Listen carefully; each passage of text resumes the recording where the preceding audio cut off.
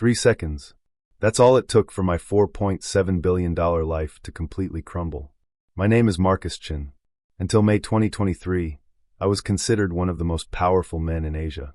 I controlled an empire that moved $800 million daily. I had everything. Private jets, mansions in New York, Tokyo, and London, a garage with 47 luxury cars. My signature was worth more than the annual budget of small countries. But that night in Kuala Lumpur, a man who earned less in a year than I spent on a single meal offered me something that changed everything. It wasn't money. It wasn't a business deal. It was half a banana he was eating while sitting on the floor. And I cried like a child. Today I'm a Muslim. I pray 5 times a day facing Mecca. And if you had told me this 2 years ago, I would have had my security remove you from my office. But let me tell you how 50 cents worth of fruit destroyed all my certainties about power, success, and what's truly worth living for. Because this story isn't about religion. It's about discovering what it means to be truly rich. Look, I know what you're thinking. Another billionaire trying to virtue signal. Another false testimony. I would think the same thing. For 53 years, I thought people talking about spiritual transformation were just loser talk from those who couldn't make it in life. I was born poor in Osaka, son of an electronics technician and an elementary school teacher. I built my fortune by selling my soul, trampling competitors, buying politicians. I was the guy your parents used as an example of success, and the one your mothers prayed you wouldn't become. So answer me this before I continue. Write in the comments where you're watching from. I want to know how far this story is reaching, and tell me, have you ever had a moment that turned your life upside down? Because I guarantee that after hearing what happened to me, you'll look at your own life in a completely different way. May 2023, Kuala Lumpur, Malaysia. I was closing the deal of my lifetime. The acquisition of Rare Earth Mining Corporation for $800 million. It wasn't just $800 million. It was control of 60% of Southeast Asia's lithium and rare earth reserves. If I closed this deal, I would go from billionaire to one of the 50 richest people on the planet. It was the move I had been planning for 5 years. The definitive checkmate. As I always do in classified operations, I didn't stay at a hotel.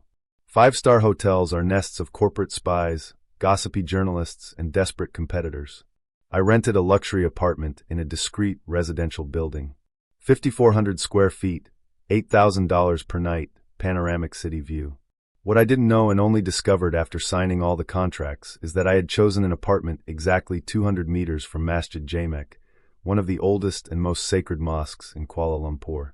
For 3 consecutive days, 5 times a day, I heard those calls to prayer echoing through the city. Adhan, I learned later. On the first day, I thought it was just exotic noise pollution.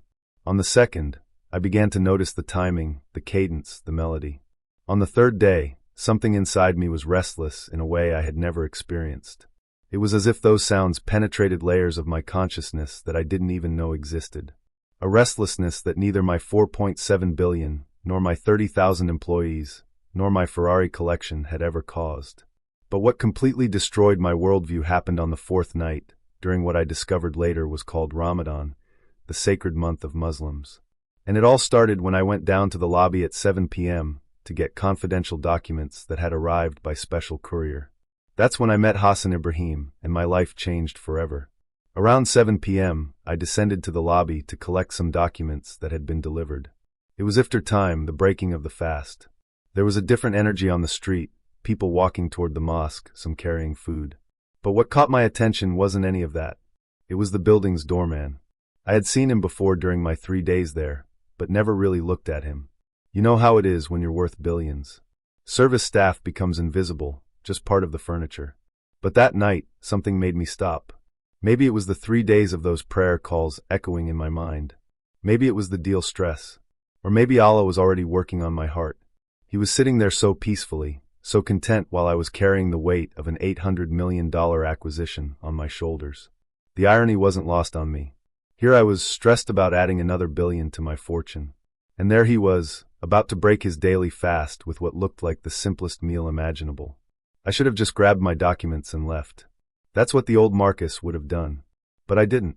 I stood there watching, and for the first time in decades, I was genuinely curious about another human being's life rather than what they could do for me. Hassan Ibrahim, that was his name I discovered later, was sitting on a small white plastic stool beside the entrance.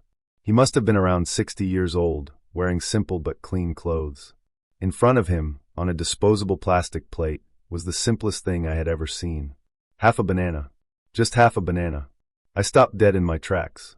I don't know why, but I couldn't move. Here I was, wearing a $3,000 suit, a $50,000 Patek Philippe watch, having just spent $200 on lunch at the Four Seasons, and I was mesmerized by a man about to eat half a banana for his evening meal. He noticed me standing there staring, and what happened in the next 30 seconds shattered every single belief I had about wealth, value, success, and what truly matters in life. The contrast was so stark it was almost surreal. In my briefcase, I had contracts worth hundreds of millions. In my pocket, I had credit cards with no limits. In my apartment upstairs, I had a bottle of wine that cost more than most people's monthly salary. And here was this man with half a piece of fruit, looking more content than I had felt in years. I realized later that this was the first time in my adult life that I had stopped to really observe someone without calculating what they could do for my business, my network, or my wealth. Hassan smiled at me. Not the fake subservient smile I was used to from hotel staff trying to get tips. This was genuine, warm, without any hidden agenda. Then he did something that still gives me chills today. He took his half banana, broke it in the middle, and extended one piece toward me. "Silakan makan sama-sama," he said in Malay. I didn't understand a single word, but the gesture was universal. "Please, let's eat together." It was his only food. It was obvious that this was his only food for iftar, and he was offering half of it to a complete stranger in an expensive suit. Think about that for a second. This man who probably earned in a month what I spent on a single dinner was giving away 50% of his meal to someone who clearly didn't need it. No cameras rolling, no social media to post about it, no tax write-off, no business advantage, just pure inexplicable human generosity. I stood there frozen, staring at this quarter piece of banana in his weathered hand. In that moment, every business lesson I'd ever learned, every success principle I'd followed, every relationship I'd built for advantage, it all crumbled because here was something I had never experienced in my 53 years of life. Unconditional kindness from someone who had every reason to keep what little he had. My hands were shaking as I reached for that piece of banana, and when our fingers touched as he handed it to me, I felt something I hadn't felt since childhood. Genuine human connection without any underlying transaction. In that moment, something inside me shattered completely. I, who had just finished dining at a restaurant where a single plate cost $200, was receiving the most generous offer of my life, a quarter of a banana, from a man who clearly had nothing else. There were no cameras, no witnesses, nothing he could possibly gain from this gesture. It was pure hospitality, pure human goodness in its rawest form. I accepted the piece of banana and ate it with him in complete silence. The taste, I can't even describe it. It wasn't just fruit. It was sweetness I had never experienced, even in the most expensive restaurants in the world. And for the first time in decades, tears rolled down my face. Here's what broke me. I realized that in my 53 years of accumulating wealth, building empires, and conquering markets, I had never, not once, given anything away without calculating the return on investment. Every charity donation was for tax benefits. Every gift was for relationship building. Every favor was for future leverage. But this man, with nothing to gain and everything to lose, had just taught me what generosity actually looked like. He wasn't giving me food. He was sharing his humanity. And in that sharing, he revealed how empty mine had become. I sat there on the lobby floor in my $3,000 suit, crying like a child, because I finally understood the difference between being rich and being wealthy. I had spent decades accumulating money, but this man had something I had never possessed, a soul that was actually alive. Hassan didn't speak English, and I didn't speak Malay. But we sat there for 2 hours using Google Translate on my phone, having the most profound conversation of my life. He explained Ramadan to me, the meaning of fasting, the importance of sharing with those in need. He told me he had worked at this building for 15 years, supporting 4 children, and that his wife had died 2 years earlier from cancer. Despite having so little, despite facing such hardship, he had shared with me. When I asked him why he did it, why he offered his food to a complete stranger, his answer translated through Google was, "Allah teaches us that when we share the little we have, He gives us much more." That response hit me like a lightning bolt. Here was a man who had lost his wife, was raising 4 children alone on a doorman's salary, and yet he believed that giving away half his meal would somehow bring him abundance. Meanwhile, I had everything and was constantly afraid of losing it. He explained the 5 pillars of Islam. How the religion wasn't just about praying 5 times a day, but about how you treat people, about justice, about compassion, about building a community where everyone cares for everyone else. But what impressed me most wasn't his words. It was how he lived them. Every principle he described, I had just witnessed in action. This wasn't theoretical religion. This was faith made manifest in the simplest, most beautiful way possible. For 2 hours, this humble doorman gave me a masterclass in what it means to be truly human. I returned to my 5,000 square foot apartment that cost $8,000 per night and couldn't sleep. I kept thinking about Hassan, about the half banana, about the purest gesture I had ever witnessed. Every luxury around me, the marble floors, the panoramic city view, the Egyptian cotton sheets felt hollow, meaningless. For the next 2 days, I went down every evening to talk with him. He taught me about Islam, about the 5 pillars, about how religion wasn't just about worship, but about how you treat people, about justice, about compassion. He explained concepts that no business school had ever taught me. That true success isn't measured by what you accumulate, but by what you contribute.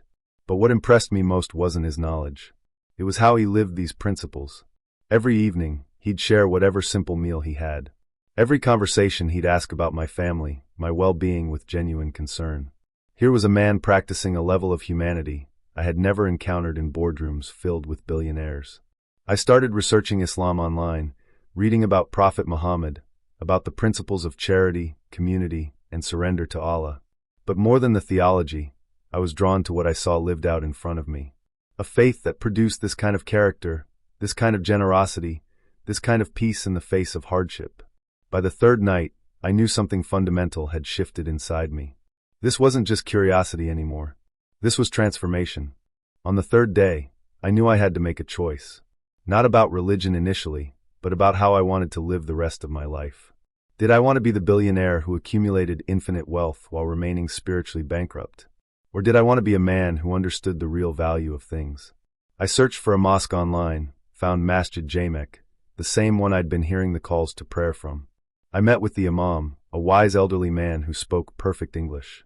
We talked for hours about Islam, about surrender, about finding purpose beyond material success. 2 hours later, I was pronouncing the Shahada. There is no God but Allah and Muhammad is his messenger. The words felt like coming home, like waking up from a decades-long dream of chasing shadows and finally stepping into light. When I called Hassan to tell him, we both cried. He said he had been praying for my guidance since our first conversation. That night, I performed my first prayer. I didn't know all the movements. I stumbled through the Arabic, but I felt a peace I had never experienced. For the first time in my life, I was surrendering control to something greater than myself. For a man who had built an empire on controlling everything, this surrender was the most liberating experience imaginable. The acquisition deal, I still closed it the next day. But everything had changed. Now I had purpose beyond profit. Today, I'm still a businessman, still managing billions in assets, but my life has completely transformed. I've learned that true wealth isn't in what you accumulate, but in what you contribute. A half banana taught me more about generosity than all the business books I ever read. I now dedicate 40% of my profits to charitable causes. I've built schools in Indonesia, funded medical clinics in Bangladesh, and established water wells across Africa. Not for tax benefits or recognition, but because Allah commands us to care for those less fortunate. My 5 daily prayers have become the anchors of my day. In those moments of surrender, I find clarity that no boardroom strategy session ever provided. Ramadan taught me that fasting isn't about hunger. It's about empathy for those who have no choice but to go without. If this testimony has touched your heart in any way, consider supporting this channel through Super Thanks. Your financial help allows us to bring these transformation stories to more people around the world. Every contribution, no matter how small, helps plant seeds of change in hearts that need to hear these messages. The man I was 2 years ago, chasing endless wealth, believing money was the measure of success. That man was living in poverty of the soul. The man I am today, surrendering to Allah's will while stewarding the resources He's given me. This man has found true abundance. If you've made it this far, I ask you to share this video in your WhatsApp groups, on your social media, with friends and family. Stories like this need to be told. They need to be heard. Allah said in the Holy Qur'an, "And whoever saves a life, it is as if he has saved all of mankind." Quran 5:32. Perhaps by sharing this story, you're planting a seed of transformation in someone's heart. To my Muslim brothers and sisters watching, never underestimate the power of simple kindness. Hassan had no idea that sharing his half banana would lead someone to Islam. Your smallest acts of generosity might be the key that unlocks someone's heart to Allah's guidance. To those still searching, you don't need to be broken to find Allah. I was at the peak of worldly success when He called me. He's calling you too in ways you might not even recognize yet. Pay attention to the signs, to the Hassans He places in your path. 3 years later, Hassan still works at that building. I've offered to set him up for life financially, but he says Allah has given him everything he needs. We break fast together every Ramadan now, and he still insists on sharing his simple meal with me. Last month, his youngest daughter graduated medical school on a scholarship I established in his wife's memory. When she thanked me at graduation, I told her the truth. Your father saved my soul. This is just interest on a debt I can never repay. May Allah guide us all to the straight path. May He help us recognize that true wealth is in our surrender to Him and our service to His creation. Assalamu alaikum wa rahmatullahi wa barakatuh.